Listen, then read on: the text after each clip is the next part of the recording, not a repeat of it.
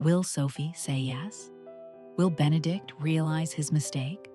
Will Araminta discover Sophie working next door?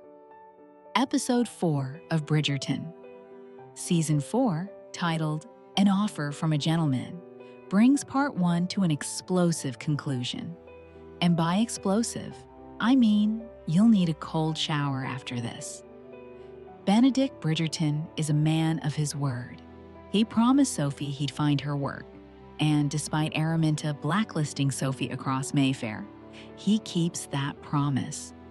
He gets Violet to hire Sophie as a lady's maid at Bridgerton House. When he tells Violet that Sophie saved his life, there's no question. Sophie gets the job. Sophie loves this job. It's everything she's dreamed of. Bridgerton House employs a massive staff. Sophie is cherished by the servants and family. Violet even invites Sophie to tea. After years of Araminta's cruelty, this feels like a fairy tale. This is Sophie's dream job, which makes what happens next devastating, because Benedict and Sophie keep running into each other. The sexual tension is off the charts. She helps him with a coat button, and their hands linger. They stargaze together, reminiscing about my cottage. There's shoulder grazing, hand-holding, so much almost kissing. Benedict starts eyeing his friend's mistress arrangement and wondering, what if? Sophie? She's in her bed at night taking care of herself after these interactions.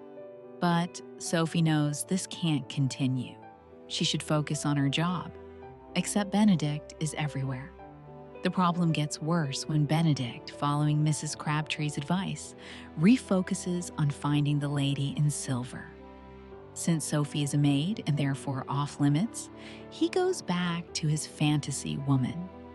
Violet enlists help from Penelope, Lady Danbury, and Alice to find matches.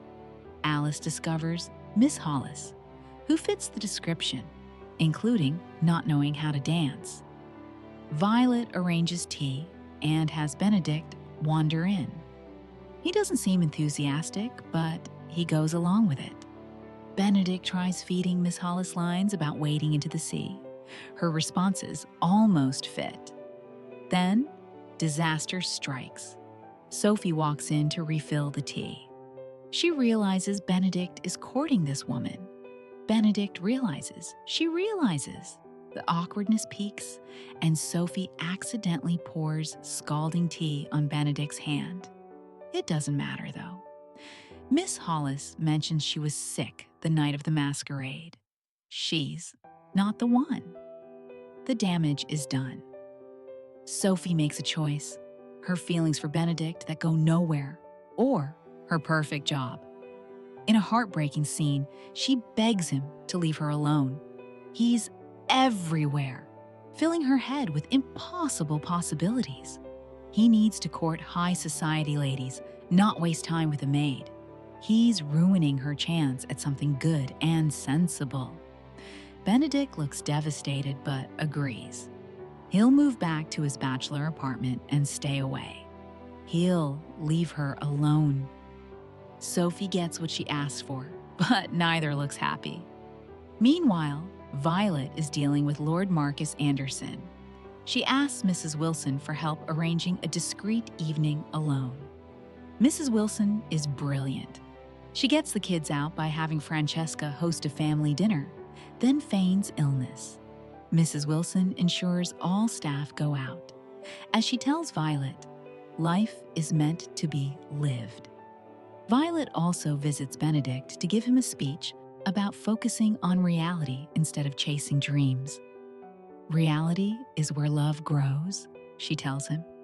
She's really telling herself this too. So Violet puts on gorgeous lingerie, and when Marcus arrives, she informs him that she will be the tea he drinks tonight. Violet has no trouble reaching her pinnacle. Francesca and John are still working on intimacy issues. When John realizes Francesca is faking orgasms, she admits she's never had one and feels like something is wrong with her. John gives one of the most loving speeches in the series. Being intimate isn't just about children, it's about being closer to her.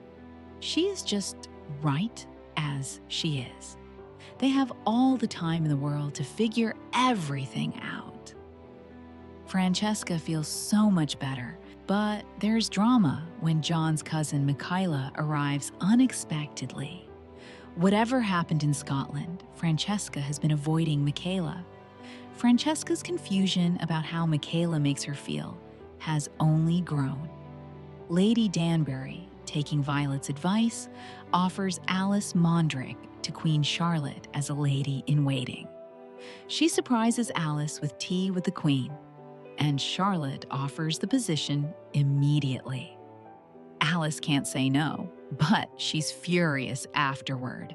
But Danbury reminds her it's Alice's turn to rise.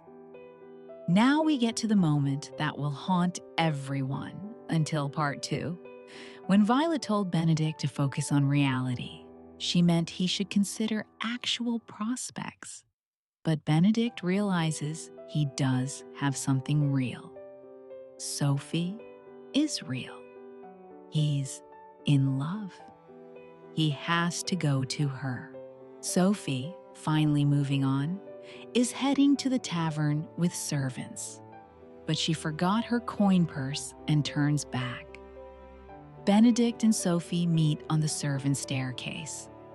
The instrumental version of Olivia Rodrigo's Bad Idea Right starts playing.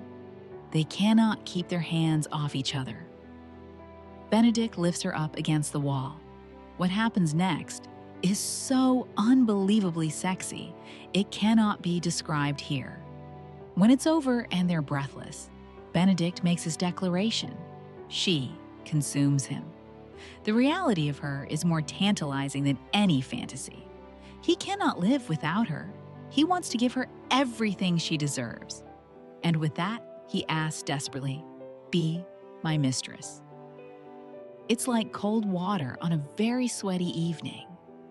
Sophie knows what happened to her mother, a maid who became a mistress and left Sophie with nothing. She has no words. She pulls away and leaves Benedict standing there. And if that wasn't enough, Araminta has just moved in next door to the Bridgertons. This is going to be a problem. Part 1 ends here, leaving us desperate for answers. We'll have to wait until Part 2 drops on February 26th to find out. Until then, we're all stuck on that staircase with Benedict, wondering what happens next.